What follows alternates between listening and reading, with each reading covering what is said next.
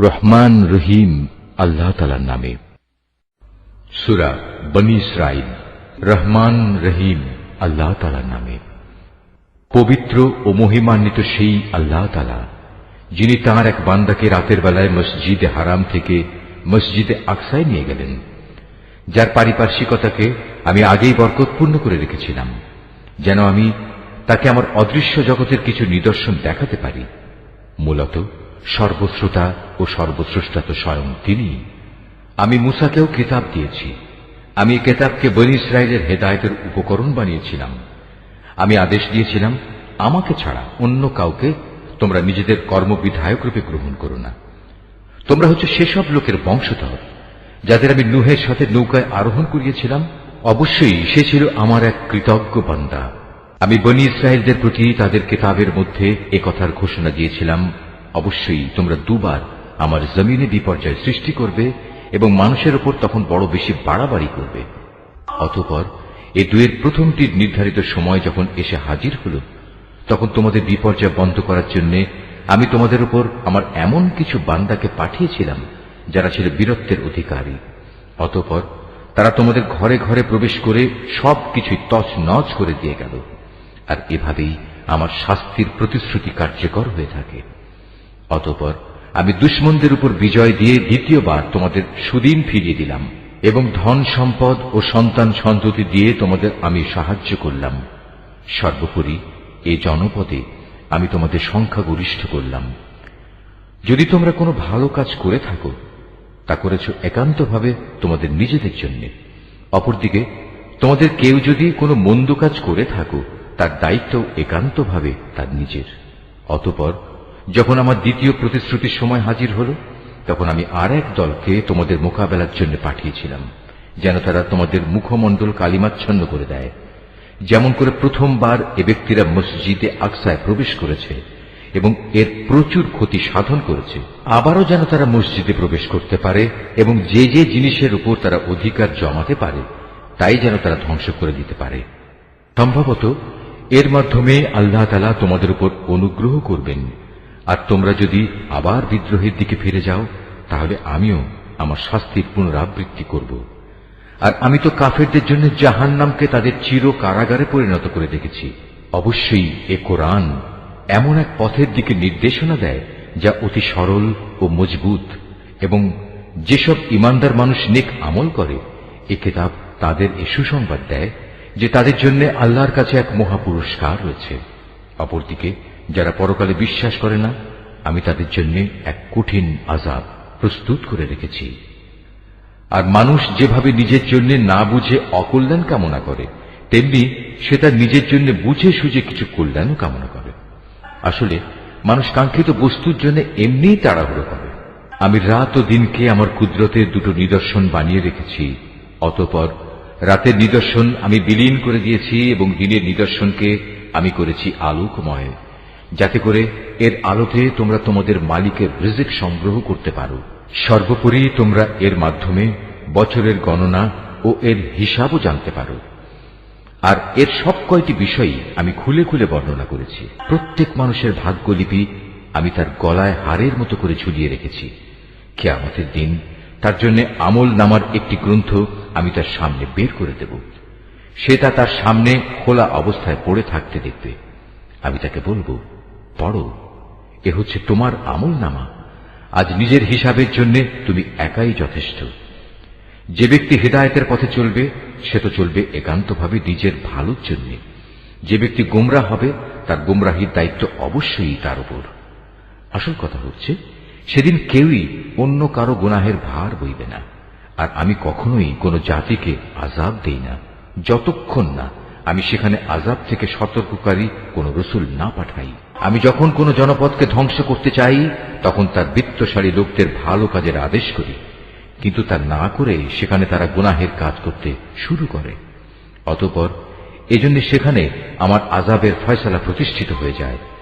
পরিশেষে আমি তা সম্পূর্ণরূপে বিনাশ করে দিই। নূহের পর আমি এই একই কারণে কত মানব গোষ্ঠীকে ধ্বংস করে দিয়েছি। হে নবী, তোমার মালিক তার বান্দাদের গুনাহের খবর রাখা ও তা পর্যবেক্ষণ করার জন্য একাই যথেষ্ট। কোন ব্যক্তি দ্রুত দুনিয়ার সুখ সম্ভোগ পেতে চাইলে আমি তাকে এখানে তার জন্য যতটুকু দিতে চাই তা সত্য দিয়ে দেই, কিন্তু পরিশেষে তার জন্য জাহান্নামী নির্ধারণ করে রাখি, যেখানে সে প্রবেশ করবে একান্ত নিন্দিত, অপমানিত ও বিতাড়িত অবস্থায়। অপরদিকে যারা আখিরাত ও তার সাফল্য কামনা করে এবং তা পাওয়ার জন্য যে পরিমাণ চেষ্টা করা উচিত তেমনি ভাবেই চেষ্টা করে, সর্বোপরি যারা হয় সত্যিকার মোমেন, মূলত তারাই হচ্ছে এমন লোক যাদের চেষ্টা সাধনা আল্লাহর দরবারে কবুল হয়।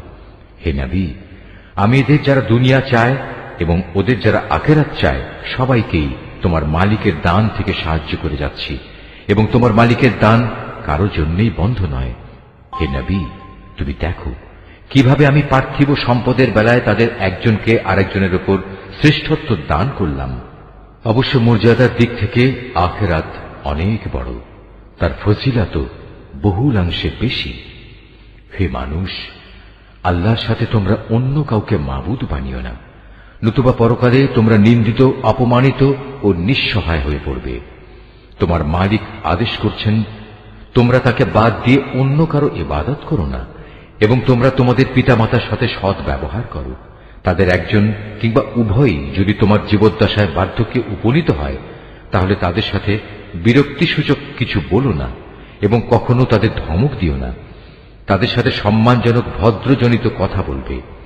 অনুকম্পায় তুমি ওদের প্রতি বিনয় অবনত থেকো এবং বলো, হে আমার মালিক, ওদের প্রতি ঠিক সেভাবেই তুমি দয়া করো যেমনি করে শৈশবে ওরা আমাকে লালন পালন করেছিল। আসলে তোমাদের মালিক তোমাদের মনের ভিতরে যা আছে তা ভালো করেই জানেন।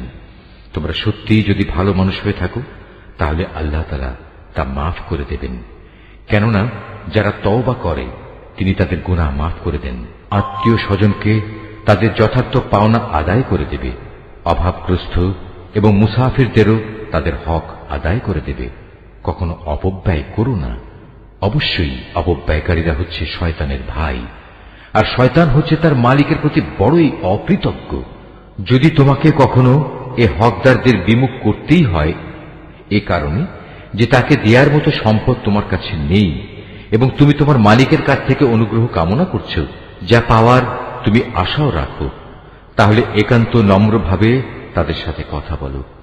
কখনো নিজের ব্যয়ের হাত গর্দানের সাথে বেঁধে রেখো না, যাতে কার কোনো প্রকাশ পায়, আবার তা সম্পূর্ণ খুলেও রেখো না, অন্যথায় বেশি খরচ করার কারণে তুমি নিন্দিত, নিঃস্ব হয়ে যাবে। তোমার মালিক যাকে চান তার রিজিক বাড়িয়ে দেন, আবার যাকে চান তাকে তা কম করে দেন। অবশ্যই তিনি তার বান্দাদের প্রয়োজন সম্পর্কে ভালোভাবেই জানেন এবং তাদের অবস্থাও তিনি দেখেন। তোমরা তোমাদের সন্তানদের কখনো দারিদ্র্যের ভয়ে হত্যা করো না। আমি যেমন তাদের রিজিক দান করি তেমনি তোমাদেরও কেবল আমিই রিজিক দান করি। রিজিকের ভয়ে তাদের হত্যা করা হবে অবশ্যই একটি মহাপাপ। তোমরা ব্যভিচারের ধারে কাছেও যেও না, নিঃসন্দেহে এ হচ্ছে একটি অশ্লীল কাজ এবং নিকৃষ্ট পথ। কোন জীবনকে অন্যায়ভাবে হত্যা করো না, যা আল্লাহ তাআলা হারাম করেছেন। যে ব্যক্তিকে অন্যায়ভাবে হত্যা করা হয় আমি তার উত্তরাধিকারীকে এ অধিকার দিয়েছি, সে চাইলে রক্তের বিনিময় দাবি করতে পারে, তবে সে যেন হত্যার প্রতিশোধ নেয়ার ব্যাপারে বাড়াবাড়ি না করে, কেননা হত্যার মামলায় যে ব্যক্তি মজলুম তাকেই সাহায্য করা হবে।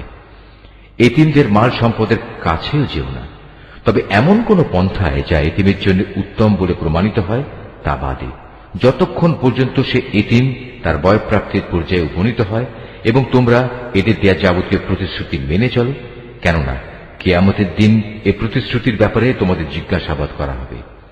কোনো কিছু পরিমাপ করার সময় মাপ কিন্তু পুরোপুরিই করবে, আর ওজন করার জিনিস হলে দাঁড়িপাল্লা সোজা করে ধরবে। লেনদেনের ব্যাপারে এই হচ্ছে উত্তম পন্থা এবং পরিণামের দিক থেকে এটাই হচ্ছে উৎকৃষ্ট। যে বিষয়ে তোমার কোনো জ্ঞান নেই অযথা তার পেছনে পড়ো না, কেননা কিয়ামতের দিন কান, চোখ ও অন্তর এ সব কয়টির ব্যবহার সম্পর্কে তাকে জিজ্ঞেস করা হবে। আল্লাহর জমিনে কখনোই দম্ভ ভরে চলো না, কেননা যতই অহংকার করো না কেন তুমি কখনোই জমিন বিদীর্ণ করতে পারবে না, আর উচ্চতায়ও তুমি কখনো পর্বত সমান হতে পারবে না। হে নবী, এগুলো সবই খারাপ কাজ। এর মন্দ দিকগুলো তোমার মালিকের কাছে একান্ত ঘৃণিত। তোমার মালিক ওহির মাধ্যমে যে প্রজ্ঞা দান করেছেন এ হচ্ছে তার অন্তর্ভুক্ত, যা তোমার মালিক ওহির মাধ্যমে তোমার কাছে পাঠিয়েছেন। তুমি আল্লাহর সাথে অন্য আর কাউকে মাবুদ বানাবে না, অন্যথায় তুমি নিন্দিত, অপমানিত ও আল্লাহর অনুগ্রহ থেকে বঞ্চিত হয়ে জাহান্নামে নিক্ষিপ্ত হবে। এটা কেমন কথা? তোমাদের মালিক তোমাদের জন্য নির্ধারিত করেছেন পুত্র সন্তান আর নিজ ফেরেশতাদের কন্যা হিসেবে গ্রহণ করে নিয়েছেন। তোমরা সত্যিই আল্লাহ তাআলা সম্পর্কে একটা জঘন্য কথা বলে বেড়াচ্ছ। আমি কোরআনে এ কথাগুলো সবিস্তার বর্ণনা করেছি যাতে করে তারা এর থেকে কিছু শিক্ষা গ্রহণ করতে পারে, কিন্তু এ বিষয়টি তাদের ঈমানের প্রতি বিদ্বেষ ছাড়া আর কিছুই বাড়াল না। হে নবী, এদের তুমি বলো, যদি আল্লাহর সাথে আরো মাবুদ থাকত, যেমন করে এ মুশরিক লোকেরা বলে, তাহলে অবশ্যই তারা এতদিনে আরশের মালিকের কাছে পৌঁছার একটা পথ বের করে নিত। মূলত এরা আল্লাহ তাআলা সম্পর্কে যা কিছু অবান্তর কথাবার্তা বলে, তিনি তার চেয়ে অনেক পবিত্র, অনেক মহিমান্বিত। সাত আসমান, জমিন, এ দুয়ের মাঝখানে যা কিছু মজুদ আছে তা সবই আল্লাহ তাআলার পবিত্রতা ও মহিমা ঘোষণা করছে। সৃষ্টিলোকে কোনো একটি জিনিসই এমন নেই যা তার প্রশংসা, পবিত্রতা ও মাহাত্ম্য ঘোষণা করে না, কিন্তু তাদের পবিত্রতা ও মহিমা ঘোষণা তোমরা অনুধাবন করতে পারো না। অবশ্যই তিনি একান্ত সহনশীল ও ক্ষমাপরায়ণ। হে নবী, যখন তুমি কোরআন পাঠ করো তখন তোমার ও যারা পরকালের উপর বিশ্বাস করে না তাদের মাঝে আমি একটি প্রচ্ছন্ন পর্দা এঁটে দেই। আমি তাদের অন্তরের উপর এক ধরনের আবরণ রেখে দিই, ওদের কানে এনে দিই বধিরতা, যাতে করে ওরা তা উপলব্ধি করতে না পারে। তাই তুমি দেখবে, যখন তুমি কোরআনে এক আল্লাহ তাআলার কথা স্মরণ করতে থাকো তখন তারা তোমার কাছ থেকে সরে পড়ে। আমি ভালো করেই জানি, যখন ওরা কান পেতে তোমার কথা শোনে, তখন ওরা কান পেতে কি কথা শোনে আমি এও জানি। যখন এই জালেমরা নিজেদের মধ্যে সলা পরামর্শ করে বলে, তোমরা তো একজন জাদুগ্রস্ত লোকেরই অনুসরণ করে চলেছ, হে নবী দেখো এরা তোমার ব্যাপারে কি ধরনের উপমা তৈরি করেছে। মূলত এসব কারণেই এরা গোমরাহ হয়ে গেছে, অতএব এরা সঠিক পথের সন্ধান পাবে না। এ মূর্খ লোকেরা বলে, আমরা মৃত্যুর পর হাড্ডিতে পরিণত হয়ে পচে গেলেও কি নতুন সৃষ্টিরূপে পুনরায় উত্থিত হব? তুমি তাদের বলো, মৃত্যুর পর তোমরা পাথর হয়ে যাও কিংবা লোহায় পরিণত হও, সর্বাবস্থায় তোমরা পুনরুত্থিত হবে। কিংবা এমন কিছু সৃষ্টি তোমাদের ধারণায় যার বাস্তবায়ন হওয়া খুবই কঠিন। অচিরেই তারা বলবে, অবস্থা এমন হলে কে আমাদের পুনরায় জীবিত করবে? তুমি বলো, হ্যাঁ, তিনিই করবেন, যিনি তোমাদের প্রথমবার সৃষ্টি করেছেন। অতঃপর তুমি দেখবে তারা তোমার সামনে মাথা নাড়াবে এবং বলবে, তাহলে কবে হবে এসব কিছু? তুমি বলো, সম্ভবত সেদিন খুব শীঘ্রই সংঘটিত হবে, যেদিন আল্লাহ তাআলা তোমাদের ডাক দেবেন এবং তোমরা সবাই তার প্রশংসা করতে করতে তার ডাকে সাড়া দেবে। আর তোমরা ভাববে, সামান্য কিছু সময়ই তোমরা কবরে কাটিয়ে এসেছ। হে নবী, আমার বান্দাদের বলে দাও, তারা যেন কথা বলার সময় এমন সব কথা বলে যা উত্তম, কেননা শয়তান খারাপ কথা দ্বারা তাদের মাঝে বিভেদ সৃষ্টির উস্কানি দেয়, আর শয়তান তো হচ্ছে মানুষের প্রকাশ্য দুশমন। হে মানুষ, তোমাদের মালিক তোমাদের সম্পর্কে ভালো করেই জানেন। তিনি চাইলে তোমাদের উপর দয়া করেন, আবার চাইলে তিনি তোমাদের শাস্তি দেন। হে নবী, আমি তো তোমাকে তাদের উপর কোনো অভিভাবক করে পাঠাইনি। তোমার মালিক তাদের ভালো করেই জানেন যা আসমান সমূহ ও জমিনের মাঝে মজুদ রয়েছে। আমি এক একজন নবীকে এক একজনের উপর মর্যাদা দান করেছি, এমনি ভাবেই আমি দাউদকে জবুর কিতাব দান করে মর্যাদাবান করেছি। হে নবী, এদের বলো, তোমরা আল্লাহকে বাদ দিয়ে যাদের মাবুদ মনে করে ডাকো তাদের ডেকে দেখো, দেখবে তারা তোমাদের কষ্ট দূর করা কিংবা তা বদলে দেওয়ার কোনো ক্ষমতাই রাখে না। ওরা যাদের ডাকে তারা স্বয়ং নিজেরাই তো তাদের মালিকের কাছে পৌঁছার উছিলা তালাশ করতে থাকে। তারা দেখতে চায় তাদের মধ্যে কে আল্লাহ তাআলার নিকটতর হতে পারে এবং তারা তাঁরই দয়া প্রত্যাশা করে, তাঁর আযাবকে ভয় করে। মূলত তোমার মালিকের আযাব এমনই একটি বিষয় যা একান্ত ভীতিপ্রদ।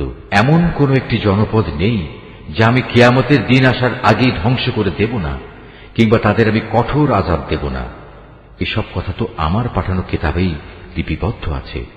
আমাকে আযাবের নিদর্শন সমূহ পাঠানো থেকে এছাড়া অন্য কোনো কিছুই নিবৃত্ত করতে পারেনি যে তাদের আগের লোকেরা তা অস্বীকার করেছে।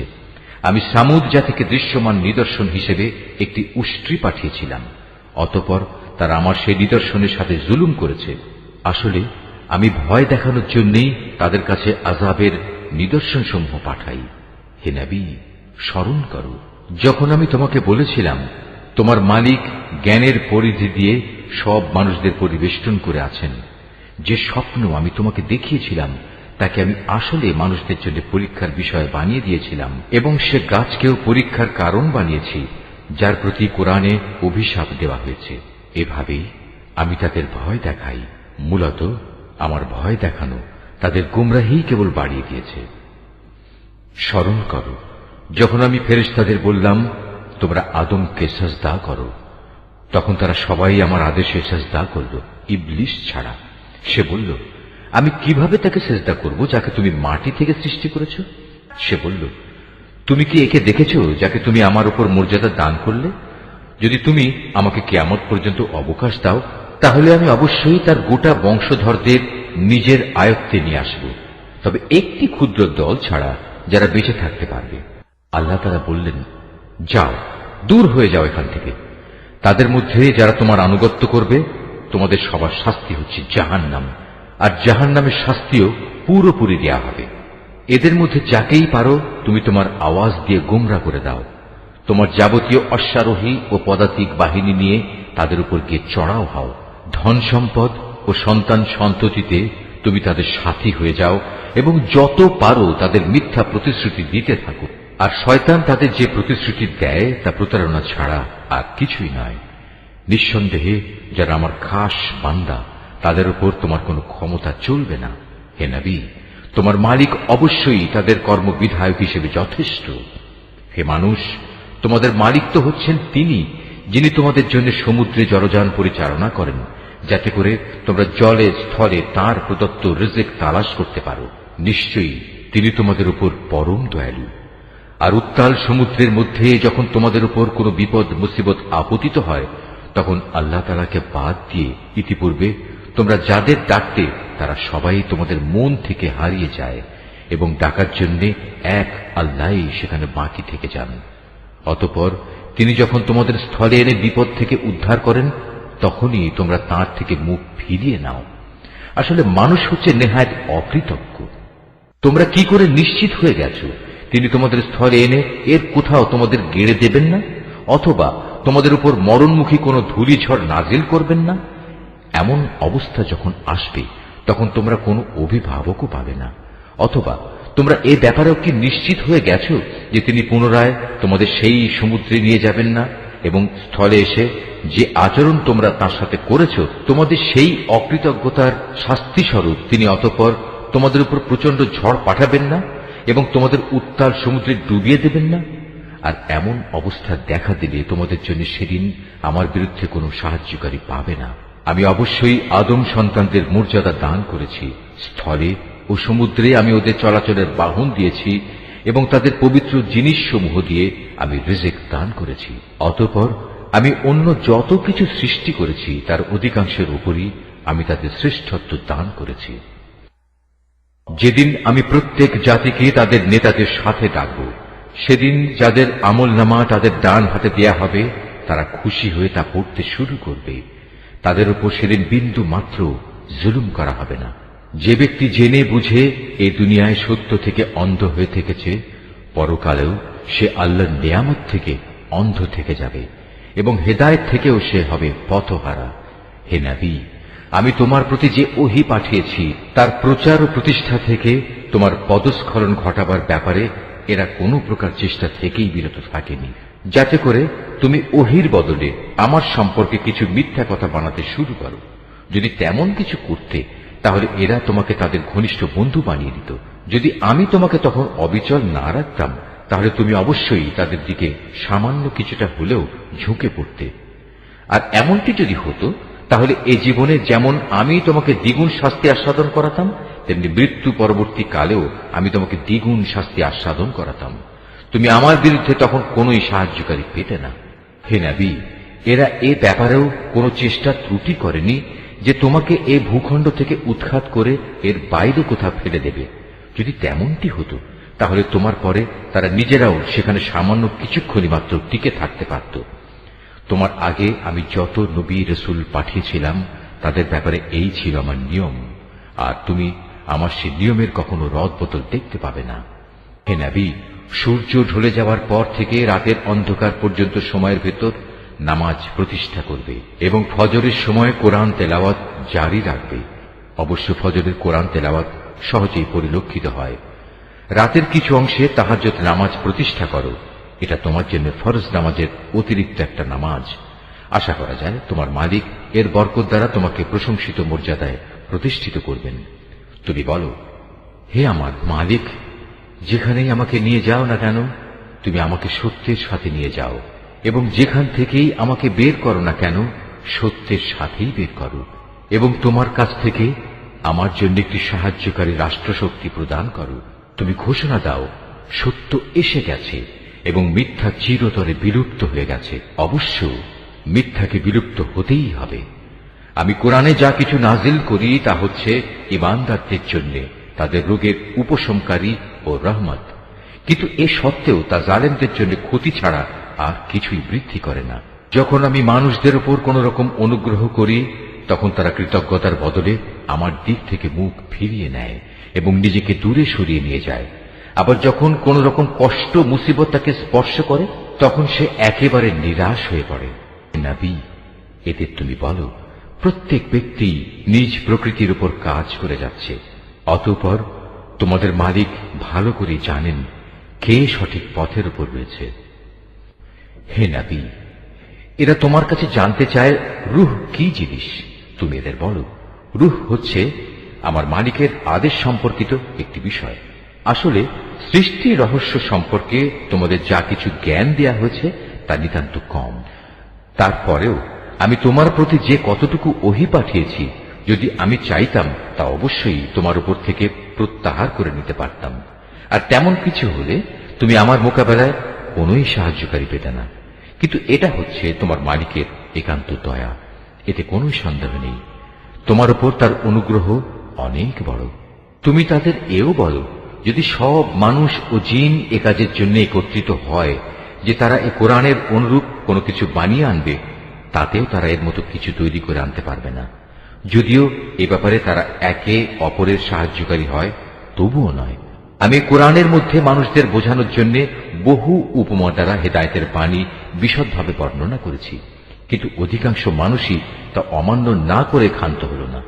এরা বলে, কখনোই আমরা তোমার উপর ঈমান আনব না যতক্ষণ না তুমি আমাদের জন্য এই জমিন থেকে এক প্রস্রবণ ধারা প্রবাহিত না করবে, কিংবা তোমার জন্য খেজুরের অথবা আঙুরের একটি বাগান তৈরি হবে এবং তাতে তুমি অসংখ্য নদী নালা বইয়ে দেবে, অথবা যেমন করে তুমি কিয়ামত সম্পর্কে বলো সে অনুযায়ী আসমানকে টুকরো টুকরো করে আমাদের উপর ফেলে দেবে, অথবা স্বয়ং আল্লাহ তাআলা ও তার ফেরেশতাকে আমাদের সামনে এনে দাঁড় করিয়ে দেবে, কিংবা থাকবে তোমার কোন স্বর্ণ নির্মিত ঘর, অথবা তুমি আরোহণ করবে আসমানে।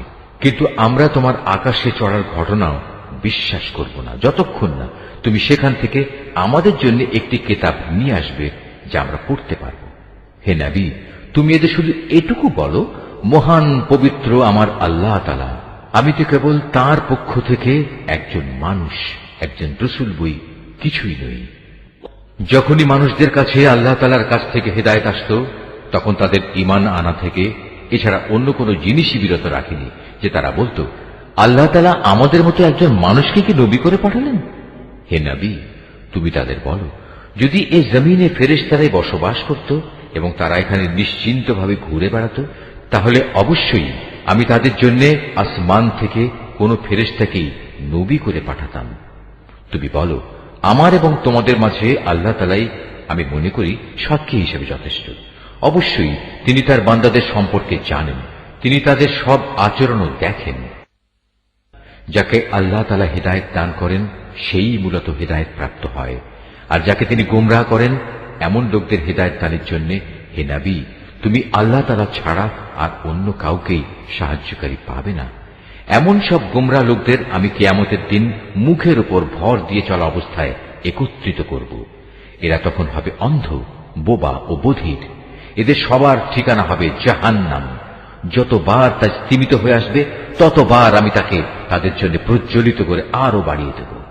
এ হচ্ছে তাদের যথার্থ শাস্তি, কেননা তারা আমার আয়াতসমূহকে অস্বীকার করত। তারা আরো বলতো, মৃত্যুর পর যখন আমরা অস্থিতে পরিণত হয়ে যাব ও চূর্ণ বিচূর্ণ হয়ে যাব, তখনও কি আমরা নতুন সৃষ্টিরূপে উত্থিত হব? এ মূর্খ লোকেরা কি ভেবে দেখেনি আল্লাহ তাআলা, যিনি আসমান সমূহ ও জমিন পয়দা করেছেন, তিনি এই বিষয়ের উপর ক্ষমতা রাখেন যে তাদের মতো মানুষদের তিনি সৃষ্টি করতে পারেন। দ্বিতীয়বার তাদের পয়দা করার একটি ক্ষণ তিনি তাদের জন্য নির্ধারণ করে রেখেছেন, যাতে কোনো রকম সন্দেহের অবকাশ নেই। তথাপি এই জালেম লোকেরা সেই দিনকে অস্বীকার করেই যাচ্ছে। হে নবী, বলো, আমার মালিকের দয়ার ভাণ্ডার যদি তোমাদের করায়ত্তে থাকত, তবে তা ব্যয় হয়ে যাবে এ ভয়ে তোমরা তা আঁকড়ে রাখতে চাইতে। আসলে মানুষ স্বভাবগতভাবেই অতিশয় কৃপণ। আমি মূসাকে 9টি স্পষ্ট নিদর্শন দিয়েছিলাম।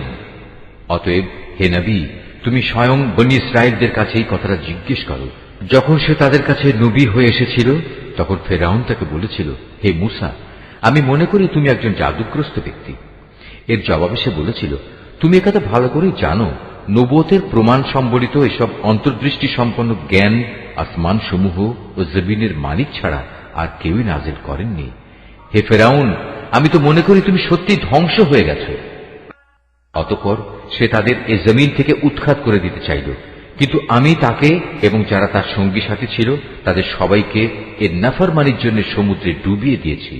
অতঃপর আমি বনী ইসরায়েলদের বললাম, এবার তোমরা এই জমিনে নির্বিবাদে বসবাস করো। এরপর যখন আখিরাতের প্রতিশ্রুতির সময় আসবে, তখন আমি তোমাদের সবাইকে সংকুচিত করে আমার সামনে নিয়ে আসব। এ কোরআনকে আমি সত্য বাণী সহকারে নাজিল করেছি, তাই তা সত্য নিয়েই নাজিল হয়েছে। আমি তো তোমাকে কেবল জান্নাতের সুসংবাদদাতা ও জাহান্নামের সতর্ককারী রূপেই প্রেরণ করেছি। এই আয়াতটি যিনি তেলাওয়াত করবেন এবং যিনি এই আয়াতটির তেলাওয়াত শুনবেন, তাদের সবাইকে এখানে একটি সাজদা আদায় করতে হবে। এটা ওয়াজিব। আমি কোরআনকে ভাগে ভাগে বিভক্ত করে দিয়েছি, যাতে করে তুমিও ক্রমে ক্রমে তা মানুষদের সামনে পড়তে পারো, আর এ কারণেই আমি তা পরপর নাজিল করেছি। হে নবী, তুমি বলো, তোমরা এ কোরআনকে মানো কিংবা না মানো, তাতে এর মর্যাদা মোটেই ক্ষুণ্ণ হবে না। যাদের এর আগে আসমানি কিতাবের জ্ঞান দেয়া হয়েছে, তাদের অবস্থা হচ্ছে, যখনই তাদের সামনে এটি পড়া হয়, তারা নিজেদের মুখের উপর সাজদায় লুটিয়ে পড়ে। তখন তারা বলে, আমাদের মালিক পবিত্র, অবশ্যই আমাদের মালিকের ওয়াদা পরিপূর্ণ হবে। আর তারা কাঁদতে কাঁদতে মুখের উপর ভূমিতে লুটিয়ে পড়ে। মূলত এ কোরআন তাদের বিনয়ে বৃদ্ধি করে। তুমি আরো বলো, তোমরা আল্লাহ তাআলাকে আল্লাহ বলে ডাকো কিংবা রহমান, তোমরা যে নামেই তাকে ডাকো, তার সবকটি নামই উত্তম। হে নবী, চিৎকার করে নামাজ পড়ো না, আবার অতিশয় ক্ষীণভাবেও নয়, বরং নামাজ পড়ার সময় এ দুয়ের মধ্যবর্তী পন্থা অবলম্বন করো। তুমি আরো বলো, সকল প্রশংসা আল্লাহ তাআলার জন্য, যিনি কখনো কোনো সন্তান গ্রহণ করেননি, তার সার্বভৌমত্বে কারোই কোনো অংশীদারিত্ব নেই। তিনি কখনো দুর্দশাগ্রস্তও হন না যে তার কোনো অভিভাবকের প্রয়োজন হয়। তিনি সব কিছুর ঊর্ধ্বে। তুমি শুধু তাঁরই মাহাত্ম্য ঘোষণা করো, পরমতম মাহাত্ম্য। সূরা আল কাহাফ। রহমান রহিম আল্লাহ তাআলার নামে।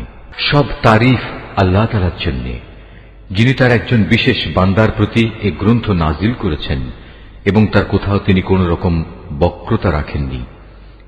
একে তিনি প্রতিষ্ঠিত করেছেন সহজ সরল একটি পথের উপর, যাতে করে আল্লাহ তাআলার পক্ষ থেকে সে নবী তাদের জাহান্নামের আযাবের ব্যাপারে সতর্ক করে দিতে পারে, এবং যারা ঈমানদার, যারা নেক কাজ করে, তাদের সে এ মর্মে সুসংবাদ দিতে পারে যে তাদের জন্য আল্লাহর দরবারে উত্তম পুরস্কার রয়েছে, যেখানে তারা চিরকাল থাকবে।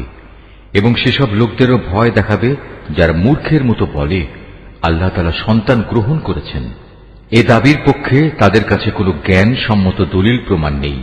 তাদের বাপ দাদাদের কাছেও এ ব্যাপারে কোনো যুক্তি ছিল না।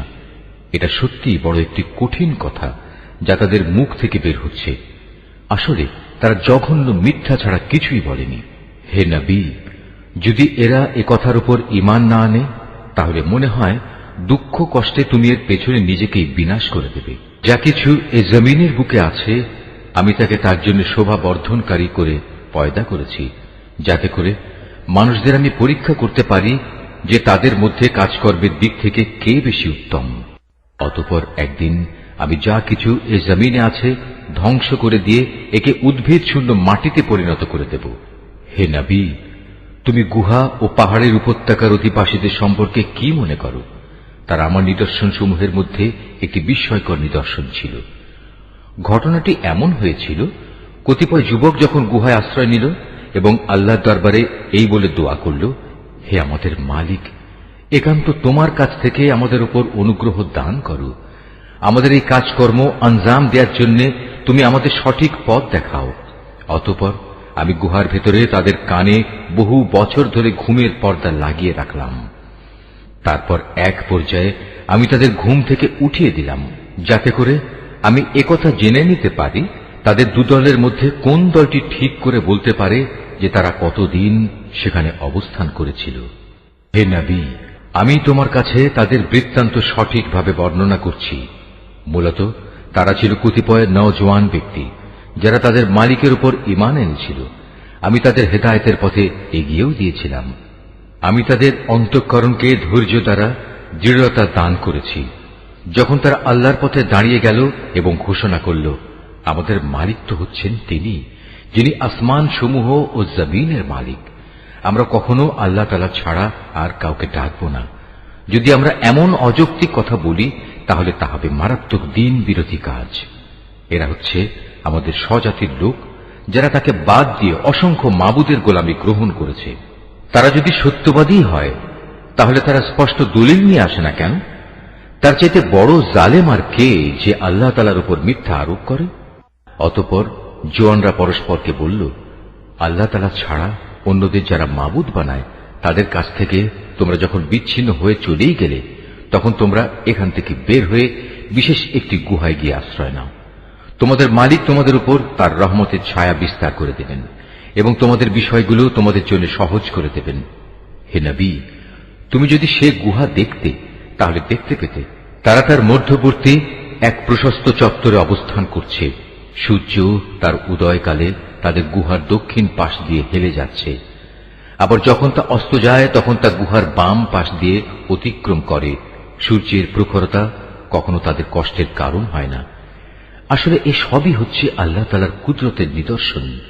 এসব নিদর্শনের মাধ্যমে আল্লাহ তাআলা যাকে হিদায়াত দান করেন সেই একমাত্র হিদায়াত প্রাপ্ত হয়, আর যাকে তিনি গোমরাহ করেন সে কখনো কোনো পথ প্রদর্শনকারী ও অভিভাবক পেতে পারে না।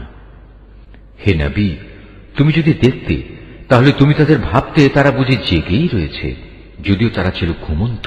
আমি তাদের কখনো ডানে কখনো বামে পরিবর্তন করে দিতাম। তাদের কুকুরটি গুহার সামনে তার হাত দুটি প্রসারিত করে পাহারারত অবস্থায় বসেছিল। তুমি যদি তাদের দিকে সত্যি উঁকি মেরে দেখতে তাহলে তুমি অবশ্যই তাদের কাছ থেকে পেছন ফিরে পালিয়ে যেতে এবং তাদের এ আজব দৃশ্য দেখে তুমি নিঃসন্দেহে ভয়ে আতঙ্কিত হয়ে যেতে।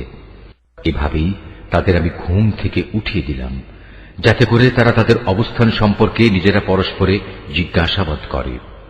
কথা প্রসঙ্গে তাদের মধ্যে থেকে এক ব্যক্তি বলল, বলতো তোমরা এ গুহায় কতকাল অবস্থান করেছ?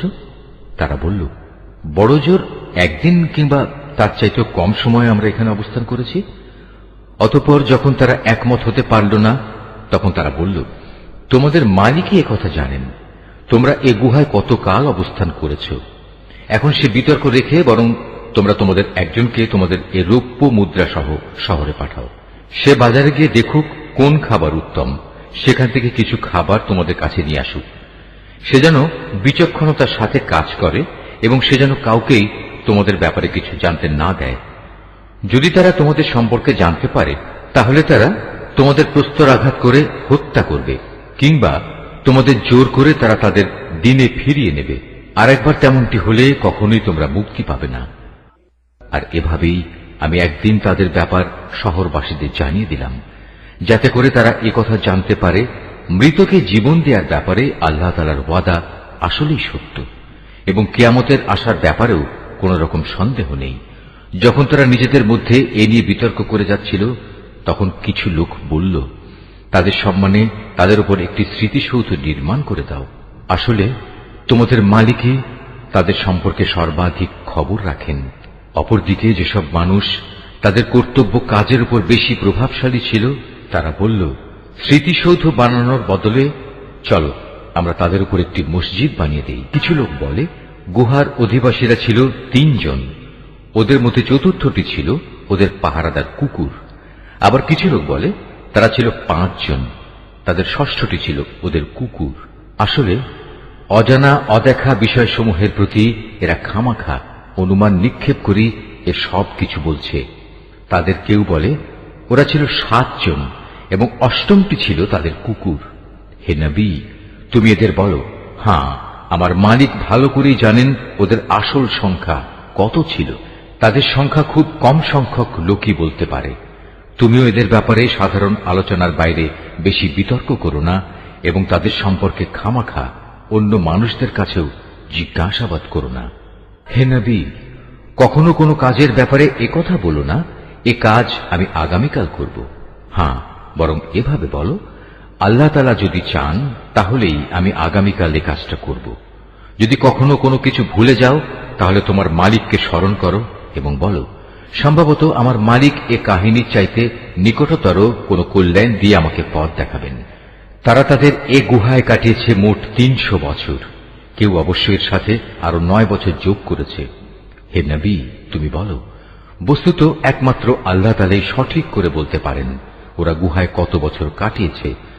আসমান সমূহ ও জমিনের যাবতীয় অজানা অদেখা বিষয়ের জ্ঞান তো একমাত্র তার জন্য নির্দিষ্ট রয়েছে। কত সুন্দর দ্রষ্টা তিনি, কত সুন্দর শ্রোতা তিনি। তিনি ছাড়া তাদের দ্বিতীয় কোনই অভিভাবক নেই। আল্লাহ তাআলা নিজের কর্তৃত্ব ও ক্ষমতায় অন্য কাউকে কখনো শরীক করেন না। হে নবী, তোমার উপর তোমার মালিকের যে কিতাব নাজিল করা হয়েছে তা তুমি তেলাওয়াত করতে থাকো। তার কিতাবে বর্ণিত কথাবার্তা রদবদল করার কেউই নেই।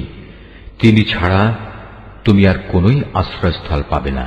হে নবী, তুমি নিজেকে সদা সেসব মানুষদের সাথে রেখে চলবে যারা সকাল সন্ধ্যায় তাদের মালিককে ডাকে।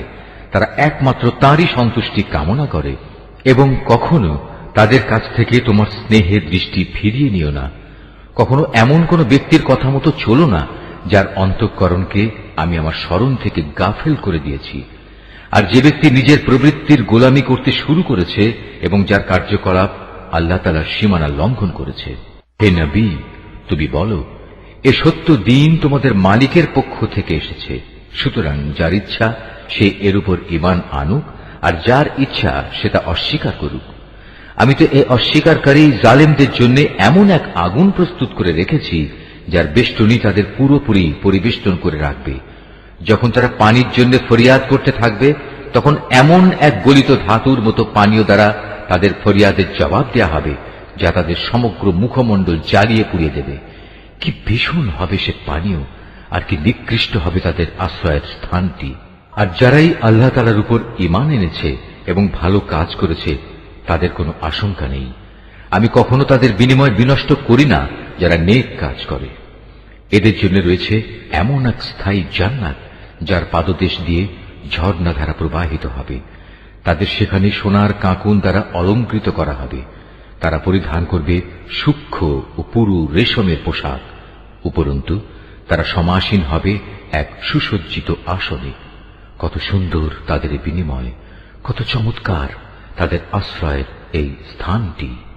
হে নবী, তাদের শিক্ষার জন্য তুমি 2 জন লোকের উদাহরণ পেশ করো, যাদের একজনকে আমি 2টো আঙুরের বাগান দান করেছিলাম এবং এ 2টো কতিপয় খেজুর গাছ দ্বারা পরিবেষ্টিত করে রেখেছিলাম। আবার এ 2-এর মধ্যবর্তী স্থানকে পরিণত করেছিলাম একটি সুফলা শস্য ক্ষেত্র রূপে। উভয় বাগানই এক পর্যায়ে যথেষ্ট ফল দান করল। ফল দানে বাগান 2টো কোন রকম ত্রুটি করেনি। উভয় বাগানের ফাঁকে ফাঁকে আমি পানির ঝর্ণাধারাও প্রবাহিত করে রেখেছিলাম। এক পর্যায়ে তার অনেক ফল হয়ে গেল।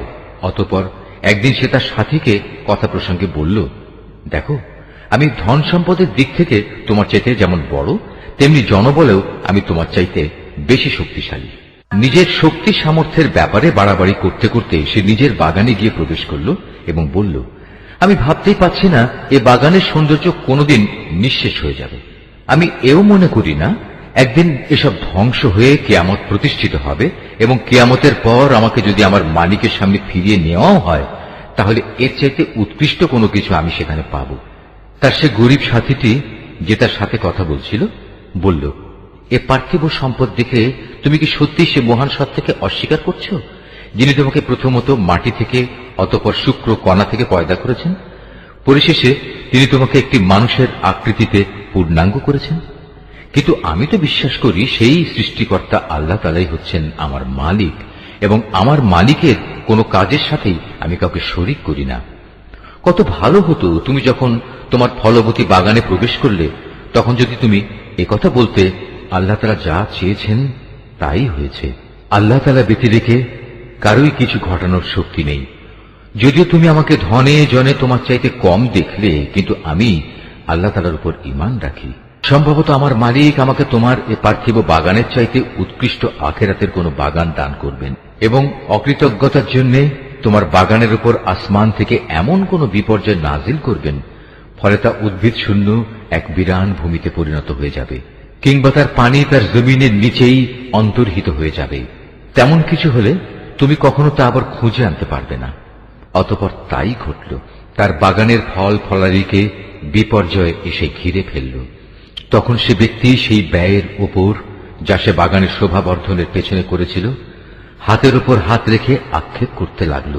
বাগানের অবস্থা এমন হল যাতে মুখ থুবড়ে পড়ে থাকল, এবং সে নিজের ভুল বুঝতে পেরে বলতে লাগল, কত ভালো হতো যদি আমি আমার মালিকের ক্ষমতার সাথে অন্য কাউকে শরীক না করতাম। যারা বাহাদুরি করেছে তাদের কোন দলই আজ তাকে আল্লাহর এই প্রতিশোধের মোকাবেলায় সাহায্য করার জন্য অবশিষ্ট রইল না, না সে নিজে কোন রকম প্রতিশোধ নিতে পারল। কেননা এখানে রক্ষা করার যাবতীয় এখতিয়ার একমাত্র আল্লাহ তাআলার, যিনি একমাত্র সত্য, পুরস্কার দানে ও পরিণাম নির্ধারণে তিনিই উত্তম। হে নবী, তুমি এদের কাছে দুনিয়ার জীবনের উদাহরণ পেশ করো। এই জীবনটা হচ্ছে এমন যেমন আমি আকাশ থেকে পানি বর্ষণ করি, যার কারণে জমিনের উদ্ভিদ ঘন সুশোভিত হয়ে ওঠে, অতঃপর এক সময় বাতাসটা উড়িয়ে নিয়ে ফেরে। মূলত আল্লাহ তাআলা সব কিছুর উপর প্রচন্ড ক্ষমতাবান। ধন সম্পদ ও সন্তান সন্ততি হচ্ছে তোমাদের পার্থিব জীবনের কতিপয় অস্থায়ী সৌন্দর্য মাত্র। চিরস্থায়ী হচ্ছে মানুষের নেক কাজ, আর তা হচ্ছে তোমার মালিকের কাছে পুরস্কার পাওয়ার জন্য অনেক ভালো। আর কোন কল্যাণময় কিছু কামনা করতে গেলেও তা হচ্ছে উত্তম। যেদিন আমি পাহাড় সমূহকে চলমান করে সরিয়ে দেব এবং তুমি এই পৃথিবীকে দেখবে তা একটি শূন্য প্রান্তর, সেদিন আমি তাদের মানব কুলকে এক জায়গায় জড়ো করব, কোন একজনকেও আমি বাদ দেব না। তাদের সবাইকে তোমার মালিকের সামনে সারিবদ্ধভাবে এনে হাজির করা হবে। অতঃপর আমি বলবো, আজ তো তোমরা সবাই আমার কাছে এসে গেছো, ঠিক যেমনি করে আমি তোমাদের প্রথমবার পয়দা করেছিলাম, কিন্তু তোমরা অনেকেই মনে করতে আমি তোমাদের দ্বিতীয়বার আমার কাছে হাজির করার জন্য কোনো সময়সূচি নির্ধারণ করে রাখিনি। অতঃপর তাদের সামনে আমলনামা রাখা হবে। তখন নাফরমান ব্যক্তিদের তুমি দেখবে সে আমলনামায় যা কিছু লিপিবদ্ধ আছে তারা তার কারণে খুবই আতঙ্কগ্রস্ত থাকবে। তারা বলতে থাকবে, হায় দুর্ভাগ্য আমাদের, এ আবার কেমন গ্রন্থ! এ তো দেখছি আমাদের জীবনের ছোট কিংবা বড় প্রত্যেক বিষয়ের হিসাব লিখেছে। তারা যা কিছু করেছে তার প্রতিটি বস্তুই তারা সে গ্রন্থে মজুদ দেখবে। তোমার মালিক সেদিন কার উপর বিন্দুমাত্র জুলুমও করবেন না। স্মরণ করো যখন আমি ফেরেশতাদের বলেছিলাম তোমরা সবাই আদমকে সাজদা করো, তখন তারা সবাই সাজদা করল, কিন্তু ইবলিস সাজদা করল না। সে ছিল আসলে জিনদেরই একজন। সে তার মালিকের আদেশের নাফরমানি করল। যে এত বড় নাফরমানি করল, তোমরা কি তাকে এবং তার বংশধরদের আমার বদলে তোমাদের অভিভাবক হিসেবে গ্রহণ করে চলেছ? অথচ প্রথম দিন থেকেই সে তোমাদের প্রকাশ্য দুশমন। চেয়ে দেখো, জালেমদেরকে নিকৃষ্ট বিনিময় দেয়া হয়েছে। আকাশমণ্ডলী ও পৃথিবী সৃষ্টি করার সময় আমি তাদের কাউকে ডাকিনি, এমনকি স্বয়ং তাদের নিজেদের বানানোর সময়ও তো আমি তাদের ডাকিনি। আসলে আমি তো অক্ষম ছিলাম না যে তাদের পরামর্শ আমার দরকার। অন্যদের যারা গোমরাহ করে আমি তাদের সাহায্য গ্রহণ করি না। যেদিন তিনি এদের বলবেন তোমরা তাদের ডাকো যাদের তোমরা আমার শরীক মনে করতে, ওরা তাদের ডাকবে, কিন্তু তারা তাদের এ ডাকে কোনোই সাড়া দেবে না। আমি এদের উভয়ের মাঝখানে এক মরণ ফাঁদ রেখে দেব। এ নাফরমান লোকেরা যখন আযাব দেখতে পাবে, তখন তারা বুঝে যাবে তারা এক্ষুনি সেখানে গিয়ে পতিত হচ্ছে।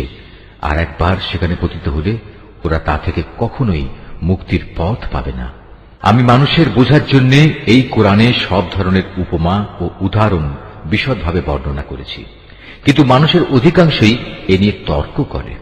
হেদায়েত যখন মানুষের সামনে এসে গেল, তখন ঈমান আনা ও গুনাহের জন্য তাদের মালিকের কাছে ক্ষমা চাওয়া থেকে তাদের কোন জিনিস বিরত রাখছে?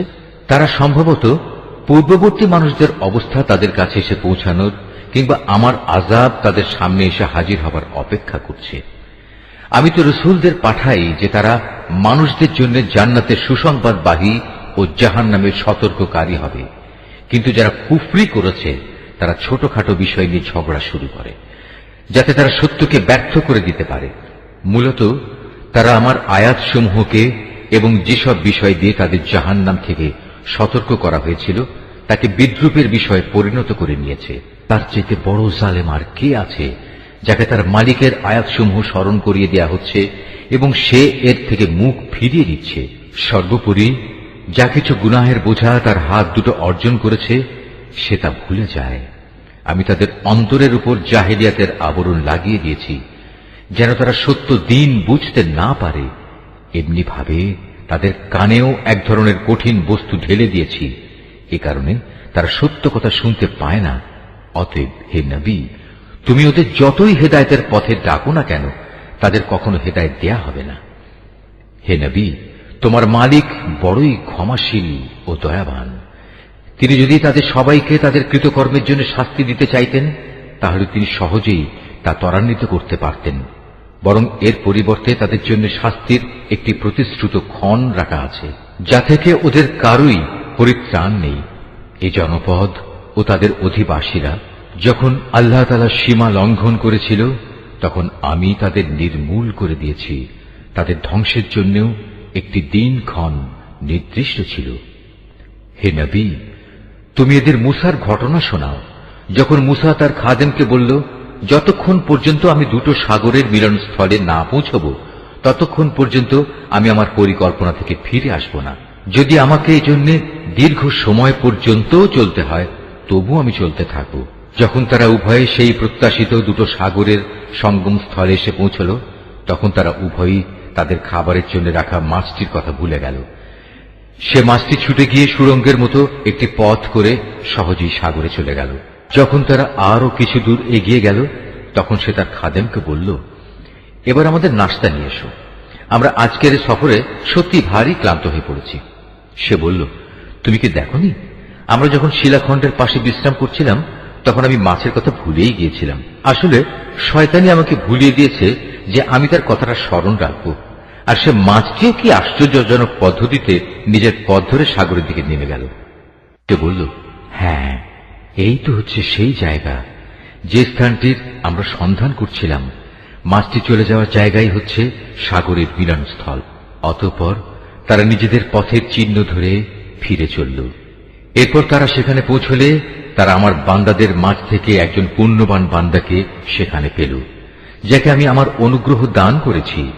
উপরন্তু তাকে আমি আমার কাছ থেকে বিশেষ জ্ঞান দান করেছিলাম। মূসা তাকে বলল, আমি কি তোমার অনুসরণ করতে পারি, যাতে করে আল্লাহ তাআলার কাছ থেকে যে জ্ঞান তোমাকে শেখানো হয়েছে তার কিছু অংশ তুমি আমাকে শেখাতে পারো? সে বলল, হ্যাঁ পারো, তবে আমার সাথে থেকে তা তুমি কখনো ধৈর্য ধারণ করতে পারবে না। অবশ্য এটাও ঠিক, যে বিষয়ে তোমার জ্ঞান সীমার বাইরে, তার উপর তুমি ধৈর্য ধরবেই বা কি করে? সে বলল, আল্লাহ তাআলা যদি চান তাহলে তুমি আমাকে ধৈর্যশীল হিসেবেই পাবে। আমি তোমার কোনো আদেশেরই বরখেলাপ করব না। সে বলল, আচ্ছা, যদি তুমি আমাকে অনুসরণ করোই, তাহলে কোনো বিষয় নিয়ে আমাকে কিছু জিজ্ঞেস করবে না, যতক্ষণ না সে কথা আমি নিজেই তোমাকে বলে দেব। অতঃপর তারা দুজন পথ চলতে শুরু করল। নদীর পাড়ে এসে উভয়ই একটি নৌকায় আরোহণ করল। নৌকায় উঠেই সে তাকে ছিদ্র করে দিল। সে বলল, তুমি কি এজন্য তাকে ছিদ্র করে দিলে যেন এর আরোহীতে তুমি ডুবিয়ে দিতে পারো? তুমি সত্যিই এক গুরুতর অন্যায় কাজ করেছ। মূসার কথা শুনে সে বলল, আমি কি তোমাকে এ কথা বলিনি? আমার সাথে থেকে তুমি কখনো ধৈর্য ধারণ করতে পারবে না? সে বলল, আমি যে ভুল করেছি সে ব্যাপারে তুমি আমাকে পাকড়াও করো না, এবং এ ব্যাপারে আমার উপর বেশি কঠোরতাও আরোপ করো না। আবার তারা পথ চলতে শুরু করল। কিছুদূর গিয়ে তারা উভয়ে একটি কিশোর বালক পেল। সাথে সাথে সে তাকে হত্যা করে ফেলল। এ কাজ দেখে সে বলল, তুমি তো কোন রকম হত্যার অপরাধ ছাড়াই একটি নিষ্পাপ জীবনকে বিনাশ করলে। তুমি সত্যি একটা গুরুতর অন্যায় কাজ করে ফেলেছ। নিশ্চয়ই আল্লাহ যা বলেছেন সত্য বলেছেন।